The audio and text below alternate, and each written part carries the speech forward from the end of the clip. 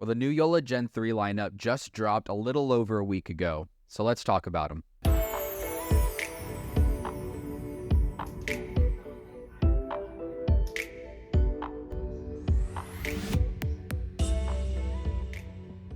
How's it going, everyone? I'm Rafa, the Pickleball Tech Dude.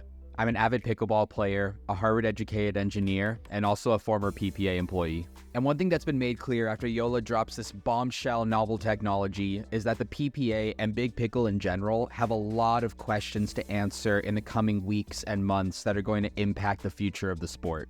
I've only been testing the Gen 3 paddles for less than a week, but I want to come and make this comprehensive video of all the questions I've been asked and that you need to get answered before watching a full review, including whether or not the legality of these paddles really matters. Because trust me, trying to make a video on any one of these paddles on top of answering all of these questions would quickly turn into a docuseries. I'm going to chop up the questions into the video timeline right here, so feel free to just skip around at will. Now let's get into it.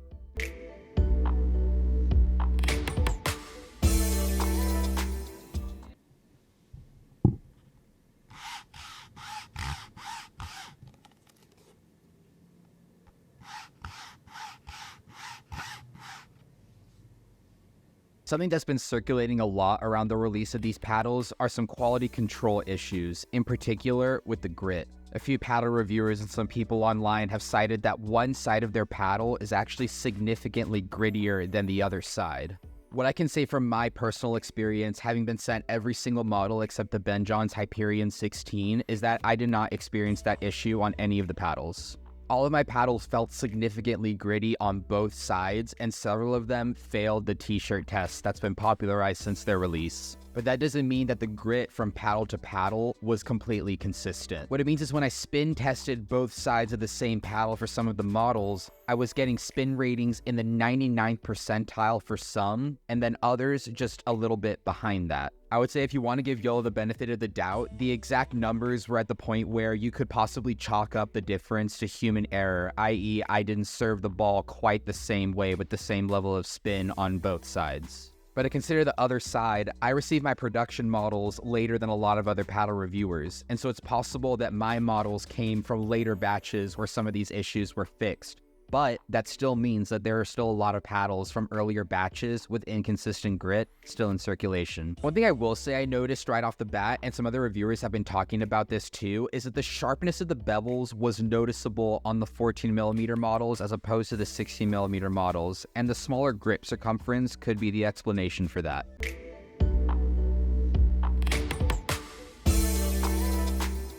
So it's been about 3 days since I recorded the original video, but I think I have a theory about what's going on with the Joola core issue. I just got done play testing a lot of these with my friends. I was also out here testing the Honolulu J2K and the Core Shapeshifter, two other paddles that I was genuinely impressed by, but we're here to talk about these Joola cores.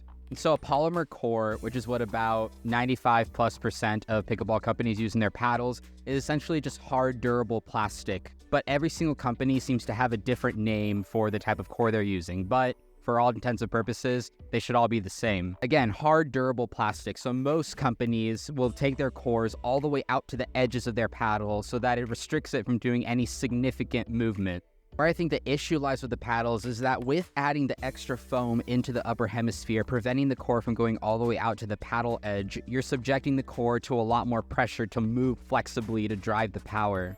And that's not to mention the expansion of the foam the longer you play with the paddle. It's essentially like trying to grab your average stick from outside and trying to bend it all the way in half. Eventually, that stick is going to break, not bend. In that same way, the extra pressure to flex and the expansion from the foam is causing the cores to crush and bend and break as opposed to flexing the way that Joola intended. Some of you will remember the new Engage Pursuit Pro MX paddles when they were cut open and showed that they had a lot more of a squishy, sort of flexible core on the inside. Link to the Pickleball Studio video down below where he shows that. Essentially, Joola's problem was that they tried to introduce new technology without doing a lot of significant work that they needed on the core the way Engage did. Personally, haven't experienced this issue with any of my paddles. However, I can't say for certain that this isn't going to be a more widespread issue that we'll see longer term. And so the bigger question here that we don't have the answer to is, How were players able to play with these paddles for so long when the average player is out here crushing a paddle in 2 days? You can make the argument that Joola definitely has the money to just have provided their players new paddles for each day of a tournament, but that seems really inefficient. I'll make sure to update you guys either in the comments or in a different video if I do start to experience these issues. I've only play tested these paddles for about 4 days, so we'll see how this goes.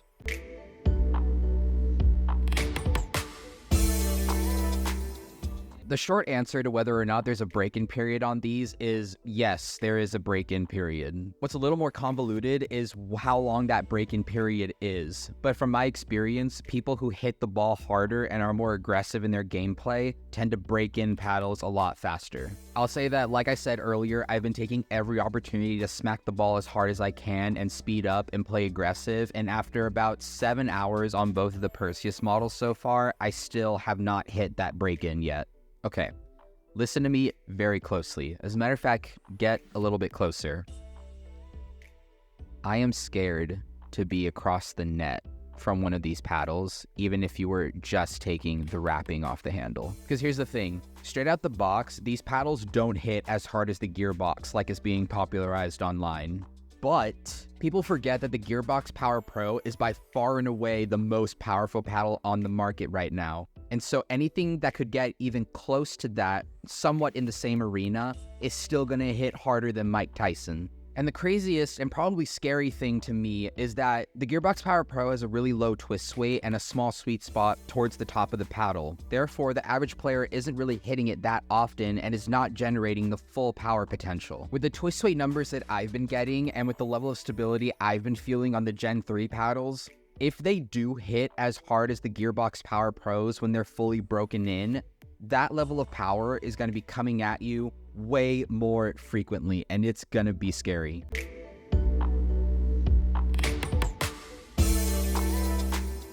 This is a more niche thing that people have been wondering about, but you do notice the difference in sound between the Gen 3 paddles and a lot of other paddles. I'll link to some videos down below of people who have cut open Gen 3s and cut open gearboxes, but essentially these paddles that are integrating foam not just into the edges but also into the core tend to produce a lot more of a hollow sound when you hit them. The sound becomes more noticeable when you hit it against another normal polypropylene core paddle, and one thing that I didn't quite expect was that the paddle actually sounds very loud. Something that really turns me off about paddles like the Black Ace is that it sounds so loud, and it's even worse when you're indoors. However, these paddles don't hit quite that decibel level, but they still sound really loud and really hollow, so it's a little shocking at first.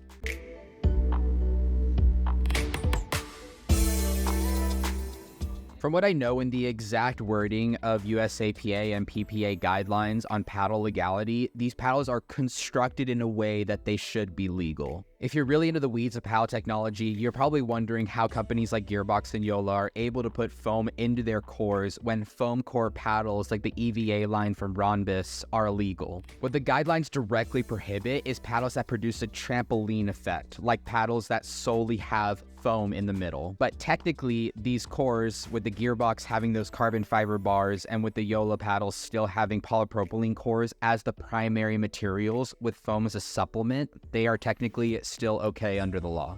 Now, in terms of the grit level, this question is a little bit harder to answer. When paddles are being tested, what's really being looked at is the difference in height of the grit. Carbon fiber itself is like a woven sort of fabric material, and the way that grit is created is by creating something called a peel ply and pressing it into the paddle face in order to create texture. If you were to look at these paddle faces on a microscopic level, they would look like those mattress toppers that kind of resemble a bunch of empty egg cartons. And so what they're really looking at when they're testing for illegal grit is the difference between the peak and the trough of those spikes in the paddle face texture. There's a limit on the measurable difference between that peak and valley, and that's why you can sometimes tell just by feeling a paddle that it's going to fail, because you can imagine that the smaller that difference is, the smoother the face feels, and the larger it is, then the more rough and sandpapery it feels. All that to say, I don't have the equipment to measure those grit levels, but I do know that from what I felt and from the stories that I've heard, this aspect of the paddle is what tends to make it illegal, and it does seem to happen a good amount of the time.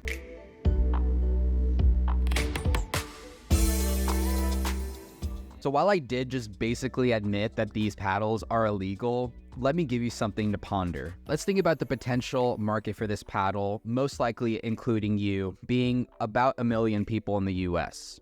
If you believe the numbers online, that number is way larger, but let's keep it conservative. The number of players annually entering PPA, APP, or USAPA Pro draws, and let's just think about the unique number, is, let's just say, 1,000. What you, as a general consumer and not a pro player, well, not yet for some of you, need to realize is that these are the only people that really need to actually worry about their paddles being tested. And the testing doesn't even happen 100% of the time, but let's say for the sake of argument that it does. 1,000 players out of the potential 1 million people in this example who could buy this paddle are needing to worry about paddle testing. That's a rate of about 0.1%.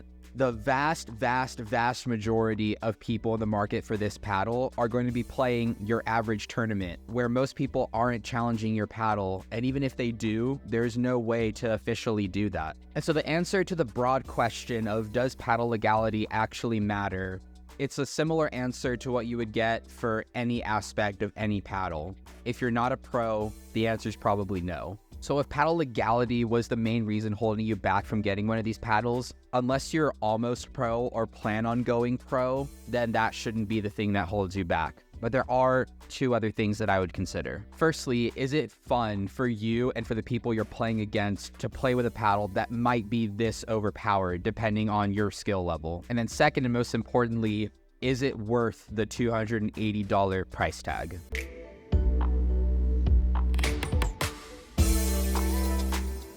But here's what I'll leave you with.